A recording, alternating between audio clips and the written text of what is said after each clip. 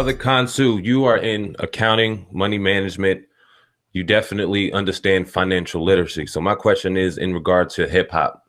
Oh God and I talk on the Uncensored podcast all the time, unfortunately, about some of our favorite artists from the 90s and early 2000s and how they find themselves in trouble with the IRS and Uncle Sam. Talk about the importance of financial literacy. Once we start gaining the financial success that we all seek to gain and where have you, the importance of understanding your dollar, saving your dollar, and taxes and various things like that. Well, generally, when you say a company, right, a company can be a C Corp, it can be an S Corp, it can be an LLC, it can be incorporated.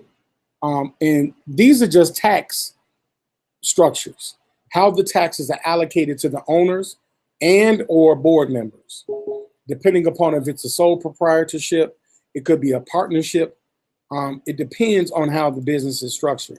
But regardless of that, in the hip hop world, or even I also equate this to athletics because we dominate both markets culturally. Most athletes, professional athletes, and this same ratio applies to artists in the hip hop market, and the hip hop market only. Let me make this clear. A rock star, like let's say Aerosmith, they still getting residuals. And they ain't got to do not one other concert. It's the reason why Jay-Z still got to do a concert.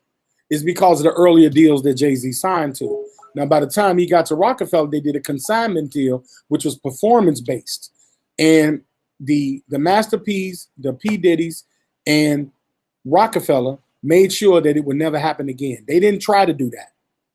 But they were ingenious enough to do performance-based partnerships. And the label said never again. So they changed the payment disbursement and started creating 360. If you're an artist and you do a 360 deal, you have to come to them as a company. You cannot come to them as a person, and you refuse to be a work for hire employee. You ask to be a partner with unlimited distribution, and you split the cost 50-50. You create your own credit capital conglomerate by building corporations and building credit within them, and you fund yourself and pay it at 50% off.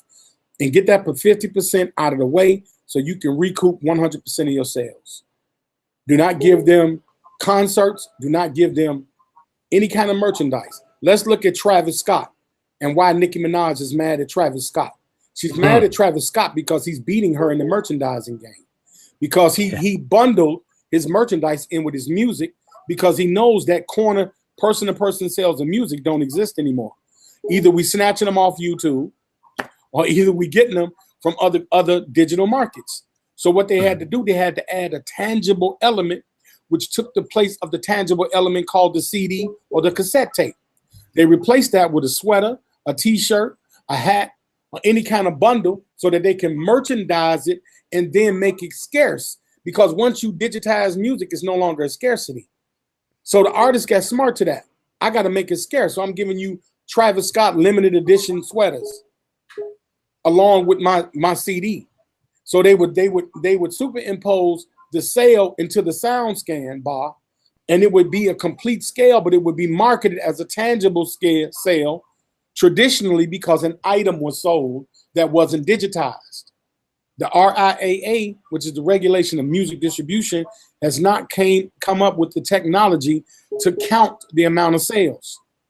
This is why artists like Drake that did very big on internet streams are starting to find out they got robbed of their actual streams that was supposed to be counted. And so that's where the shift is. And I applaud the artists that release without the hoopla. If you notice artists like Black Thought, phenomenal album. I thought he had the album of the year personally. And other artists like them, they're releasing, but you don't hear nothing about their release. Because that's a foregone conclusion. The action is the concerts. I'm going to release this. I'm going to become popular because I'm going to hire somebody like Darren. I'm going to go SEO crazy. Then everybody going to know me popular-wise. So I can go to a promoter and say, I got 20,000 on my YouTube platform. I got 100,000 on my Instagram platform. Here are my demographics for this area. All you need is 3% of the demographics to show up. They filling this venue up. So the promoter's gonna look at the numbers verified, they validated, he SEO certified, boom, that's money straight in the door. That's why these younger artists are getting so much upfront money. The problem is they don't know how to manage the money with understanding tax deferment and putting money in their name all the time, because we believe in ownership. No, it's control. You control everything and own nothing. I don't own anything that I possess. I just have control of it. I don't want to own none of it. I don't want any other liability. I don't own my house. I don't own my cars. I control all of it though. I put gas in it. It's mine. I don't own any of my bank accounts. I control the money in the account though. That's dope. A wealth of information, man, right there. Blew my mind a little bit. So what you're saying is don't own. Don't strive to own your house, because all we hear is ownership. But now you're saying kind of the opposite of that, Brother Consu. Why don't you elaborate on that a little bit for us? Definitely. Well, you can own land and just build a house if you choose to. I mean, most of the time, what hurts a home buyer, all mortgages are 97% false, because you're paying interest. You're not paying for the house.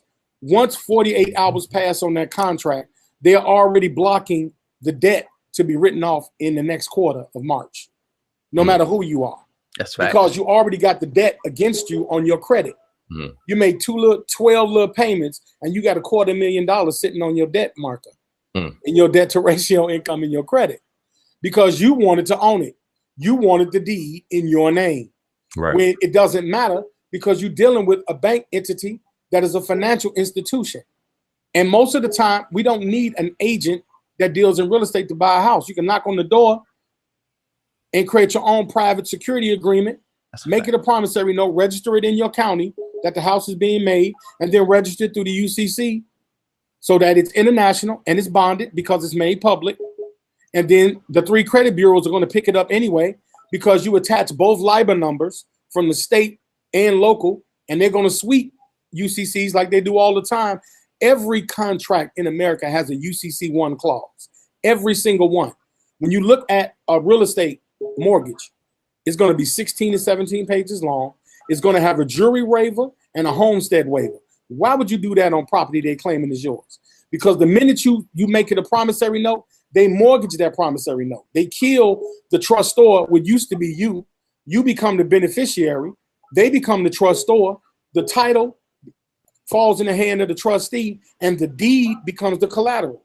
So if you do not pay under Article 9 of the UCC under strict foreclosure, they close on the deed, which gives no action to the title. So now you could have paid 28.9 months on a 29-year mortgage, have 2 months left. If you're late 120 days, they can foreclose and wipe out all those 28 years. Every last one of them. Instead, lease the house. If you default, you only owe for the paper. If the lease is a year long, if the lease is 5 years long, you only owe that. File bankruptcy against the loan, let the debt fall on the corporation, let it crawl and crumble, and go open up another court. Let them have the house with its useless value. It only has appreciated value at a loan to value rate and a fair market value based on the economy of the real estate, which is controlled once again by scarcity. If you move in a neighborhood where every house is open, there's no scarcity. Guess what? No value. You bottom out because the scarcity rule is gone. But if I own land and I build a house and there's no other house within miles, my value stays the same. I don't lose that. I don't have to deal with FMV and LTV because I own the land.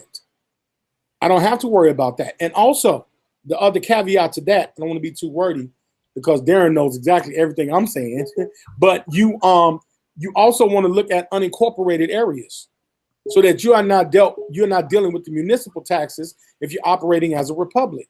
If you understand the Republican aspects, just operate. You know, the United States is on. It's barely 15% of the United States is occupied. The rest is unincorporated, and they don't count in the census. But there's people that's living there. You're listening to the Uncensored Truth podcast with your brother Old God and Sam, man. It's dynamic today, man. We really do appreciate, the wealth of knowledge. I wish we could.